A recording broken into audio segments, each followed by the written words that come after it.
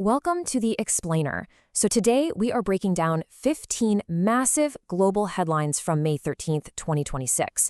Because look, if you really want to understand our world right now, you just can't look at events in isolation, right? It's all connected. Like, how do high-stakes talks over in Beijing trigger economic shockwaves right here at home? Well, let's connect the dots. Okay, let's dive into this. We've structured today's journey into four main parts. First step, the Superpower Summit. Then, economic shockwaves, global flashpoints, and finally, justice, health, and society. Starting with Section 1, the Superpower Summit. High stakes in Beijing.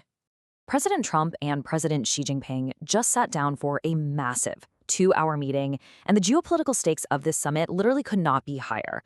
When the discussion turned to Taiwan, President Xi issued a really stark warning. He stated that if the issue is mishandled, the relationship risks, quote, clashes and even conflicts. It is a very forceful reminder of the incredibly thin diplomatic tightrope that both of these nations are walking right now. But this wasn't just a political summit at all. It was a serious deployment of economic muscle. A U.S. business delegation went along, and it's basically a who's who of corporate titans. We're talking Elon Musk, Jensen Huang, Tim Cook, plus 14 other high-profile executives, so 17 in total. They were over there aiming to secure some massive agricultural and passenger plane deals, basically hoping to prevent all this geopolitical friction from sparking another costly trade war like we saw last year. And here is a fascinating little contrast for you. Right at the exact same time those American tech titans were negotiating in Beijing, China decided to flex its own technological muscle.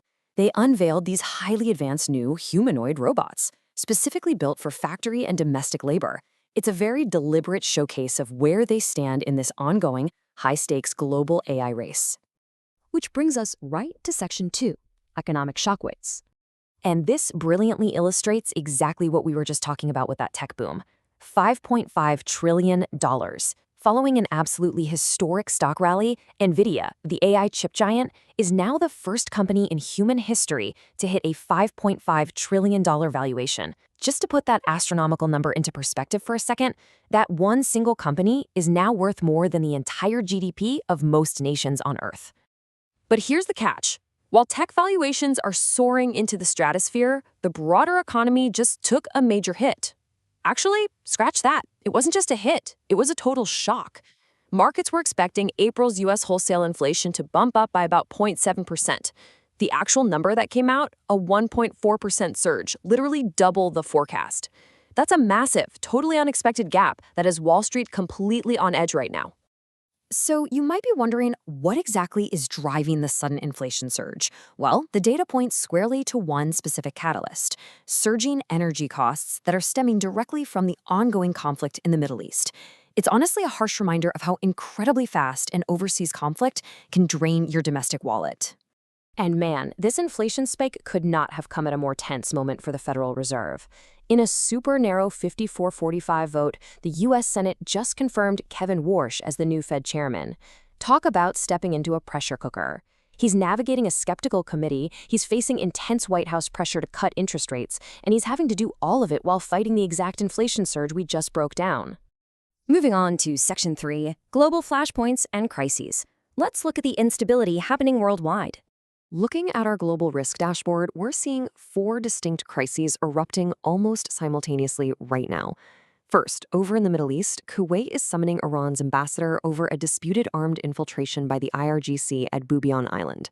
Meanwhile, in the UK, Prime Minister Keir Starmer is facing a massive political boiling point. We're talking 90 MPs and a 4th minister demanding his exit after some brutal local elections. Over in Cuba, they are on the brink of a total energy collapse, having exhausted their diesel and fuel oil amid a tightening U.S. blockade. And finally, in the Philippines, political instability turned into a literal shootout, with gunfire erupting inside the Senate building during a standoff over a senator's arrest. Now, shifting gears to diplomacy and border policy for a second, the Dominican Republic has formally agreed to a new diplomatic deal to accept third-country nationals deported by the United States. This marks a really significant expansion of the Trump administration's overall remigration framework. We also need to talk about a developing health crisis we're tracking, the Andes virus, which is a type of hantavirus linked to a recent cruise ship outbreak, is unfortunately spreading internationally. Just sticking to the facts here, there are currently 11 confirmed cases in France, with one patient critically ill on an artificial lung. And right here in the U.S., health officials across 10 different states are actively monitoring 18 individuals for symptoms. All right, Section 4, Justice, Health, and Society. Let's look at some major domestic shifts. So the crucial point on the public health front is actually a highly encouraging trend reported by the CDC. U.S. overdose deaths officially declined again in 2025. This is the second consecutive year we are seeing falling numbers. Now, it's not all clear skies just yet. Health officials are explicitly warning that unpredictable changes in the drug supply could easily reverse this hard-won progress. So we are definitely moving in the right direction, but it's going to require some intense vigilance going forward. Over in major legal news, the South Carolina Supreme Court just handed down a monumental, completely unanimous decision. They have officially overturned the 2021 murder convictions of Alex Murdaugh for the killings of his wife and son. The court specifically cited legal errors in the original proceedings and has ordered a brand new trial. And finally, on the world stage, a really highly publicized and positive step forward for the British royal family. Princess Kate has traveled to Italy. This is a big deal because it's her first official international trip since her cancer diagnosis last year, signaling a major milestone in her recovery.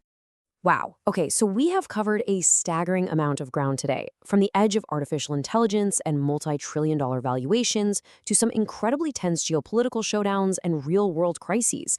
So I want to leave you with this. As technology surges forward and global politics continue to fracture, how will all of these interconnected threads weave our future? Thank you so much for joining me for this explainer. Stay curious and keep paying attention to how these incredible global shifts continue to unfold.